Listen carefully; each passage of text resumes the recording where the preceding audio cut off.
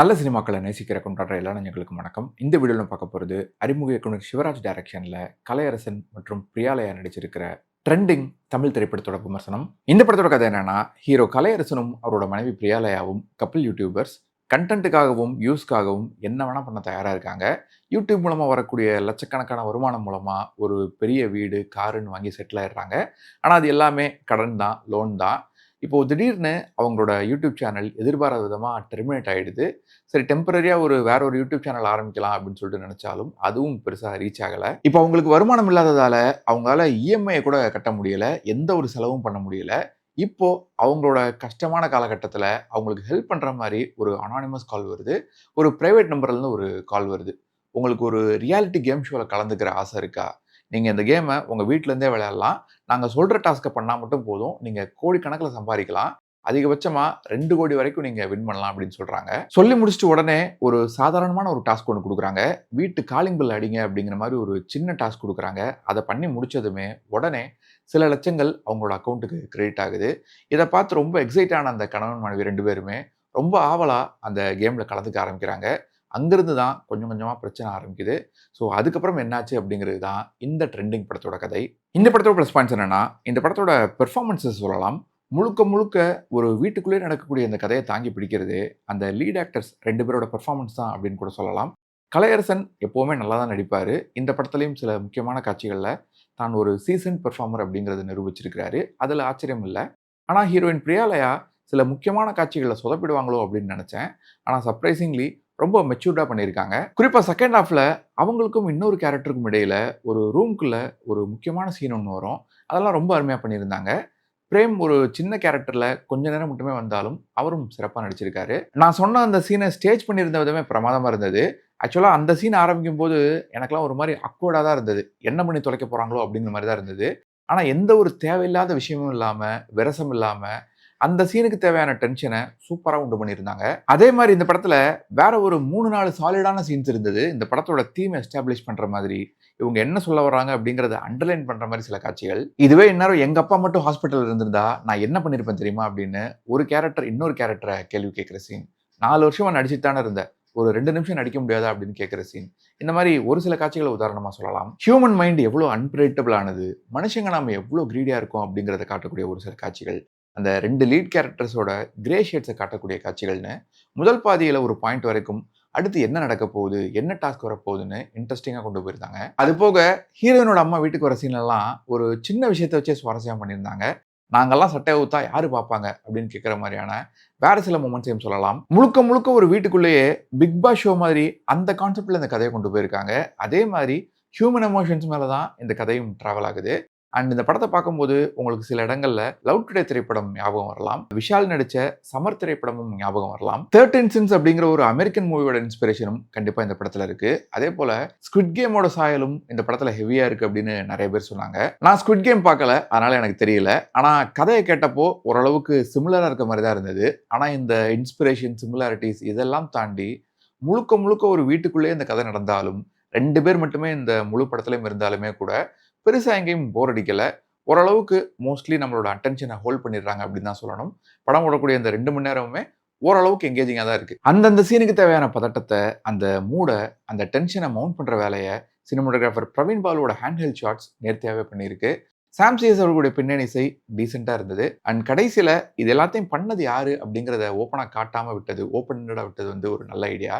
ஏன்னா அது யார் என்ன அப்படிங்கிறதுக்கு ஒரு ஃப்ளாஷ்பேக்கோ இல்லை ஒரு விளக்கம் கொடுத்துருந்தாங்கன்னா அது இன்னுமே ரொம்ப யூஸ்வலாக தான் முடிஞ்சிருக்கும். இந்த படத்தோட குறைகள் என்னென்னா, எக்கச்சக்கமான மைனஸ் இருக்குது. கிளம்ஸியான ஒரு செகண்ட் ஹாஃப், அர்ஜுன் அப்படிங்கிற ரொம்ப கன்ஃபியூசிங்கான சைக்கோ மாதிரியான ஒரு ப்ரொட்டாகனிஸ்ட் கேரக்டர், சில இடங்களில் அமெச்சூரான மேக்கிங், அண்ட் கடைசி 1 மணி நேரத்தில் எங்கெங்கேயோ கொண்டு போய் பயங்கரமாக குழப்பி அடிக்கிறதுன்னு இந்த மாதிரி சொல்லிக்கிட்டே போகலாம். இந்த கதையில் ரொம்பவே சூப்பராக வந்திருக்க வேண்டிய ஒரு சில மொமெண்ட்ஸ் இருக்குது. ஆனால் அது எல்லாத்தையுமே பயங்கரமாக வேஸ்ட் பண்ணி வச்சுருக்காங்க. இது டாஸ்கான்னு சொல்லு அப்படின்னு 2 கேரக்டரும் ஒருத்தர் மாற்றி மாற்றி கேட்டுக்கக்கூடிய ஒரு சில காட்சிகள். கலையரசனை பற்றி ஹீரோயினுக்கு சில முக்கியமான விஷயங்கள் தெரிய வரக்கூடிய ஒரு சீன், கடைசியில் மாடியில் வர்ற ஒரு சீன், ஒரு உயிர் போகிறப்ப கூட டைம் என்னன்னு பார்த்துட்டு நிற்கிறது, இந்த மாதிரி பல காட்சிகளை சொல்லலாம். ஆனால் இந்த காட்சிகள் எதுவுமே கொஞ்சம் கூட ஒர்க் ஆகவே இல்லை. ஏன்னா ரொம்ப லைஃப்லெஸ்ஸாக இருந்தது. இந்த படத்தோட ஃபர்ஸ்ட் ஹாஃப்லாம் ஸ்லோவாக இருந்தாலும் கூட கொஞ்சம் ஆர்கானிக்காக இருக்கிறதால பெருசாக எங்கேயும் உறுத்தலாக தெரில. ஆனால் செகண்ட் ஹாஃப்லாம் பரபரப்பாக கொண்டு போகிறேன் அப்படின்னு சொல்லிட்டு எதையுமே நிறுத்தி நிதானமாக சொல்லாமல் ரொம்ப அவசர அவசரமாக முடிச்ச மாதிரி தான் இருந்தது. இதுக்கு மேலே இந்த வீடியோவில் நிறைய ஸ்பாய்லர்ஸ் வர்றதுக்கு வாய்ப்பு இருக்குது. அதை மனசில் வச்சுட்டு இந்த வீடியோவை பாருங்கள். இந்த கதையில் செகண்ட் ஹாஃபில் மூணாவதாக ஒரு கேரக்டர் என்ட்ரி கொடுக்கும்போது கண்டிப்பாக அந்த ஆளை வச்சு ஏதோ ஒரு பெருசாக ஒரு விஷயம் நடக்க போகுது. ஒன்று, அந்த மாஸ்க்கு பின்னால் இருக்கிறதே அந்த ஆள் தான், இதெல்லாம் பண்ணுறதே அந்த ஆள் தான். அப்படியும் இல்லைன்னா அந்த ஆள் ஏற்கனவே இந்த கேமில் இருக்கான் அப்படிங்கிறது நம்மளால் ஈஸியாகவே கெஸ் பண்ண முடியுது. இதெல்லாம் தெரிஞ்சுட்டு தான் அந்த கடைசி 3/4 மணி நேரத்தை பார்க்குறோம். அதை விட முக்கியமாக இவ்வளோ முக்கியமான ஒரு கேரக்டரை, நிறைய விஷயங்கள் பண்ணக்கூடிய ஒரு கேரக்டர் ஒரு 2.5 மணி நேரம் ஓடுற படத்தில் கடைசி 40 நிமிஷத்தில் இன்ட்ரடியூஸ் பண்ணுறதுலாம் கொஞ்சமாவது ஆர்கானிக்காக இருக்கா? அதுக்கு பேசாமல் ஃபர்ஸ்ட் ஹாஃபில் ஒரு சில விஷயங்களை ட்ரிம் பண்ணிட்டு அந்த ஹீரோயினோட ஃப்ரெண்டு கிட்ட ஃபோனில் பேசுறதுக்கு அடுத்த சீன் இருக்கு இல்லையா, அதாவது ஹீரோயினை பற்றி ஹீரோவுக்கு ஒரு விஷயம் தெரிய வருது இல்லையா, அந்த இடத்துல இன்டர்வல் விட்டுருந்தா பக்காவாக இருந்திருக்கும். அதே போல் இன்டர்வல் முடிஞ்சதுமே அந்த 3வது கேரக்டரோட என்ட்ரி வச்சுருந்தாங்கன்னா இன்னும் கொஞ்சம் நிறுத்தி நிதானமாக நல்லா ப்ராப்பராக அந்த கதையை சொல்லியிருக்க முடியும். ஏன்னா ஹீரோயின் பற்றின ஒரு விஷயம் தெரிய வர்றது ஒரு ஷாக், அதுக்கடுத்து அந்த டப் சீன் வருது இல்லையா, அதுவும் ஆடியன்ஸுக்கு ஒரு பெரிய ஷாக். அண்ட் இதெல்லாம் நடந்த பின்னாலையும், இவ்வளோ விஷயங்களை இழந்த பின்னாலையும் அந்த 2 பேரும் எப்படி அந்த கேம்ல திரும்ப விளையாடுறதுக்கு ஒத்துக்கிறாங்க அப்படிங்கிறதும் ஏற்றுக்க முடியாது இல்லை. இன்ஃபேக்ட் அந்த டப்புக்குள்ள தண்ணிக்குள்ள முக்கிற சீன்லாம் எனக்கு கொஞ்சம் கூட ஒர்க்கே ஆகலை. திடீர்னு அந்த கேரக்டரை பயங்கர டார்க்காக காட்டணும் அப்படிங்கிறதுக்காக ரொம்ப ஃபோர்ஸாக வளைஞ்சு திணிச்சு வச்ச மாதிரி தான் இருந்தது. அந்த சீன் எனக்கு கொஞ்சம் கூட ஒர்க்கே ஆகலை. இன்ஃபேக்ட் அந்த சீன் ஒரு கனவுன்னு தான் சொல்ல போகிறாங்க அப்படின்னு தான் நான் ரொம்ப நேரம் நினச்சிட்டு இருந்தேன். ஏன்னா அவ்வளோ நேரம் அந்த கேரக்டரை வேற மாதிரி காட்டிட்டு சட்டுன்னு இப்படி காட்டினது ஒரு மாதிரி செட்டே ஆகலை.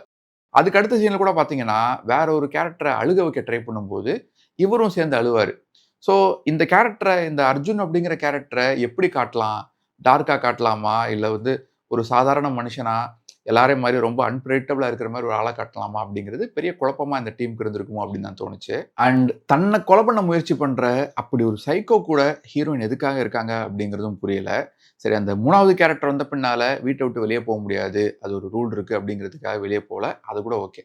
ஆனால் அதுக்கு முன்னால் இந்த டப் சீனுக்கும் அந்த 3வது கேரக்டர் வர்றதுக்கு நடுவில் அவ்வளோ நேரம் எதுக்காக வீட்டுக்குள்ளே இருக்காங்க அப்படிங்கிறது சுத்தமாக புரியலை. கடன் கொடுத்தான் வர்றான், அவனை ஹீரோயினுக்காக ஹீரோ அடிக்கிறாரு அப்படிங்கிற காரணத்தெல்லாம் அந்த உப்மா காரணத்தெல்லாம் ஏற்றுக்கவே முடியல. வாழ்க வளமுடன் சொல்லக்கூடிய அந்த கேரக்டர்லாம் ரொம்ப கிரிஞ்சா, ரொம்ப அமெச்சூராக இருந்தது. ஆனால் ஏற்கனவே சொன்ன மாதிரி நமக்கு இந்த ஹீரோயின் பற்றின ஒரு உண்மை, அதுக்கப்புறமா ஹீரோவை பற்றின ஒரு உண்மை, அந்த டப் சீனு, இந்த மாதிரி நிறைய விஷயங்கள் இருக்குது. இது போக அந்த 3வது கேரக்டர் வர்றாரு, அவர் ஒரு டைமண்ட் நெக்லஸை கொடுக்குறாரு, ஹாஸ்பிட்டலில் ஒரு விஷயம், அங்கே இருக்கக்கூடிய ஒரு குழந்தை, அவருக்கு பணத்தேவை இருக்குது, அப்புறம் இந்த செடியூசிங் டாஸ்க்கு, அதுக்கப்புறமா அவரோட ஒரு பிரேக்கிங் பாயிண்ட் அண்ட் அந்த மாடியில் வர்ற சீனு, அதுக்கப்புறம் அந்த டைம் என்னன்னு பார்த்துட்டு நிற்கிற சீன், இப்படி அடுத்தடுத்து பயங்கர எமோஷனாகவும் சஃபகேட்டிங்காக கொண்டு போயிட்டே இருக்காங்க. இவ்வளோ விஷயங்களை தூக்கி ஆடியன்ஸ் மேலே போடுறதுனால அதுவும் அடுத்தடுத்து அப்படியே போயிட்டே இருக்கிறது சஃபகேட்டிங்காக தான் இருந்துச்சே தவிர ஒரு நல்ல த்ரில்லரை பார்க்குற மாதிரி ஒரு ஃபீல் வரவே இல்லை. அவ்வளவும் பண்ணிட்டு, இவ்வளோ இன்ஹியூமனாக, இவ்வளோ க்ரீடியாக இவ்வளோ விஷயங்கள் பண்ணிட்டு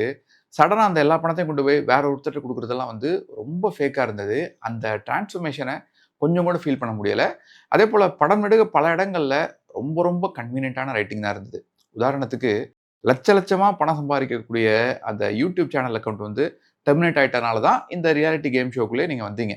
உங்களுக்கு வேறு ஆப்ஷனே இல்லைங்கிறதுக்காக தான் இந்த கேம் ஷோக்குள்ளே வரீங்க, இவ்வளோ கஷ்டப்படுறீங்க. அதான் ஒரு கட்டத்தில் அந்த அக்கௌண்ட்டே திரும்பவும் ஆக்டிவேட் ஆகிடுச்சுல்ல, மறுபடியும் எதுக்காக இந்த கேமுக்காக அந்த அக்கௌண்ட்டை நீங்களே டீஆக்டிவேட் பண்ணுறீங்க? அதெல்லாம் என்ன லாஜிக்னே புரியலை. அரண்மனை படத்தில் சந்தானம் சொல்கிற மாதிரி திருட வந்தவங்கிறதே மறந்துட்டு சமையல்காரனாவே மாறிட்டான் அப்படிங்கிற மாதிரி தான் இந்த 2 கேரக்டரும் பண்ணிட்டு இருந்தாங்க. அண்ட் சேனல் டெல்ட் ஆயிடுச்சுன்னா, அப்படி இல்லைன்னா ஒரு புதுசாக ஒரு யூடியூப் சேனல் ஆரம்பிக்கணும், அதுக்கு நிறைய சப்ஸ்கிரைபர்ஸ் வேணும்னா வெறும் 10,000 ரூபாய் கொடுத்தா போதும், 40,000 சப்ஸ்கிரைபர்ஸ் கொண்டு வரதுக்கு ஆள் இருக்குது அப்படிங்கிற மாதிரிலாம் சொல்கிறாங்க. அதெல்லாம் பெரிய போங்கு.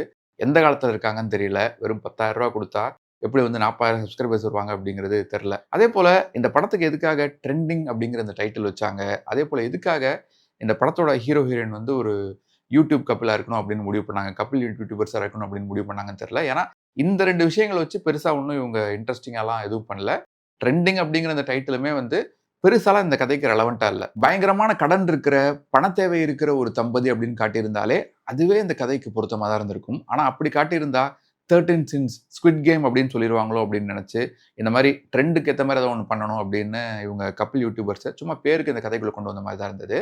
அதே போல் இந்த படத்தில் எந்த சீன்ஸும் பெருசாக போர் அடிக்கிற மாதிரி இல்லாட்டியும் கூட சீன்ஸ் எல்லாமே, ஷார்ட்ஸ் எல்லாமே நீள நீளமாக இருந்தது, அயற்சியை உண்டு பண்ணுற மாதிரி தான் இருந்தது. மொத்தத்தில் இந்த ட்ரெண்டிங் திரைப்படம் எப்படி இருக்குன்னு கேட்டிங்கன்னா, இன்னுமே பெட்டரான ரைட்டிங் அண்ட் டைரக்ஷன் இருந்திருந்தா இதை ஒரு நல்ல படம்னே சொல்லியிருக்கலாம். ஆனால் இப்போ ஒரு ஆவரேஜான ப்ராடக்டாக தான் வந்திருக்கு. ஆனா நிச்சயமா ஒரு விஷயத்த சொல்லலாம். இந்த படம் ஓடிடில ரிலீஸ் ஆகும்போது, ஒரு நல்ல ரெஸ்பான்ஸ் வர்றதுக்கு வாய்ப்பு இருக்கு. சமீபத்தில வந்த ஒரு சில படங்கள் மாரி, இந்த படத்துக்கும் நல்ல ரெஸ்பான்ஸ் வர்றதுக்கு வாய்ப்பு இருக்கு. அது மட்டும் இல்ல, இந்த படத்த சுமாரா இருக்குன்னு சொன்னீங்க அப்படின்னு தியேட்டர்ல பார்த்தவங்களலாம் கடிச்சு வைக்கிறதுக்கும் வாய்ப்பு இருக்கு. ஸோ இந்த ரிவ்யூ உங்களுக்கு பிடிச்சிருந்தா, மறக்காம உங்க ஃபிரெண்ட்ஸ் அண்ட் ஃபேமிலி கூட ஷேர் பண்ணுங்க. நீங்க ஏற்கனவே இந்த படத்த தியேட்டர்ல பார்த்திருந்தீங்கன்னா, உங்களோட கருத்துக்கள மறக்காம கீழ கமெண்ட்ஸ்ல சொல்லுங்க. மீண்டும் வேற ஒரு வீடியோல சந்திப்போம். இன்னும் நெறைய சினிமாக்கள் பார்ப்போம். நெறைய சினிமாக்கள் பத்தி பேசுவோம். நன்றி.